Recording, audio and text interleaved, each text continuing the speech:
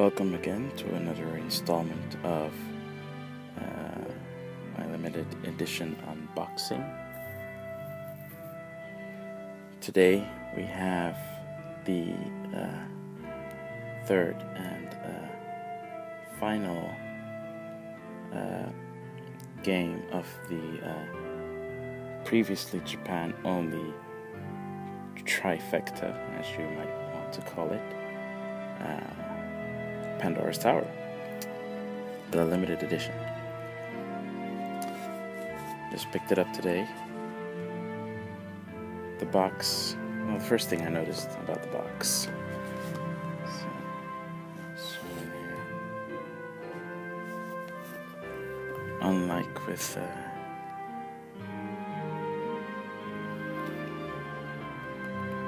other games, the principle is pretty straightforward on the box, very simple with a few screenshots here and there. The box art itself is really cool in my opinion. I like it. Now the first thing I noticed right away is that this one is way thinner. It's thinner than the last story box, but then again the last story had a lot more in it, whereas this not so much. I'm gonna go straight to opening the box, and luckily this box is easy to open, unlike the last two boxes. And if you're wondering why I'm saying the last two and I haven't seen the one that's supposed to be in between here, don't worry, I might still upload the other video that I was supposed to upload. So this is what it looks like in the box. I'm going to pull them out in order so that we can have a nice transition. First things first is the multi-language manual in Dutch, French, German, Spanish, Italian, and I think Portuguese. The manual art is actually really nice. I mean, it almost has this nice illusion of being made out of leather, but it's not, obviously.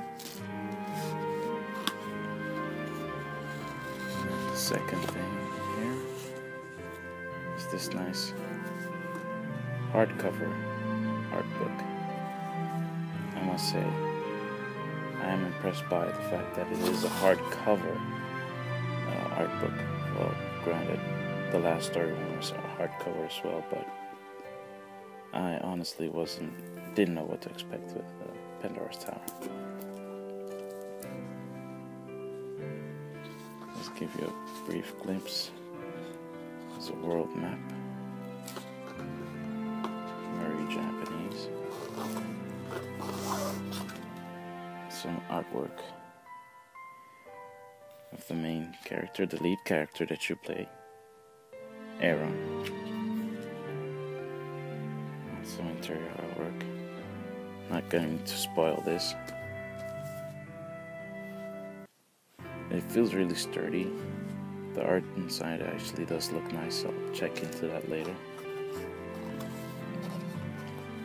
Then we obviously have the game itself with even more really beautiful box art. The back's the same, but the front of the box of the actual game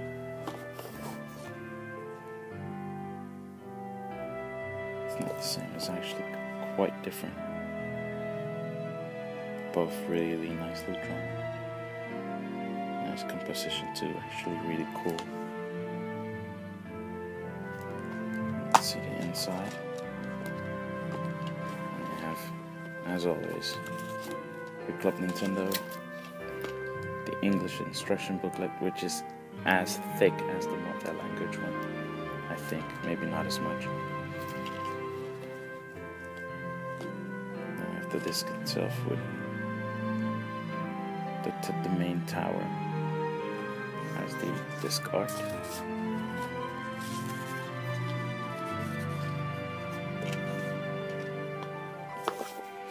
And this one is interesting because in Japan, when the casing itself is black, usually means it's for a much more older audience, but this is just to make the box art uniform with the cover art, which is rare to see at all. Such detail put on the box. And then of course the limited edition steel case. I have to say, the art is just awesome. If we open it, I wonder if it's going to be like this. Yes, it is. It's the full art. Again, feels like a sturdy piece of steel casing. The inside for just one disc, unlike with the last story, which had a placing for 2 discs for the soundtrack and the game itself, and the manual, and some inner art as well, which is pretty cool. Unfortunately, no soundtrack with this one though. This is it. This is what you get. Not a lot, but at the same time, it's not as pricey as. I don't have enough space anymore. Let's see if I can zoom out. There you go. Pandora's Tower, limited edition. Not as pricey as the last story one, but then again, you are still missing the soundtrack. Kind of wish they put the extra emphasis in trying to get that. Maybe they felt like it wasn't necessary. Well, I hope you enjoyed the unboxing, and if you're not European, and if you live in the US, please pick it up. If you're European, even if you don't get the limited edition, still pick it up, because we need to support games like this, so that more Japanese-centric games are also released in the West, at least the ones that are being brought out on Nintendo consoles. And maybe next time, one of my unboxings will actually be a Japanese-only game that once again reaches the West. Maybe something about hunting monsters. So that's it. See you next time.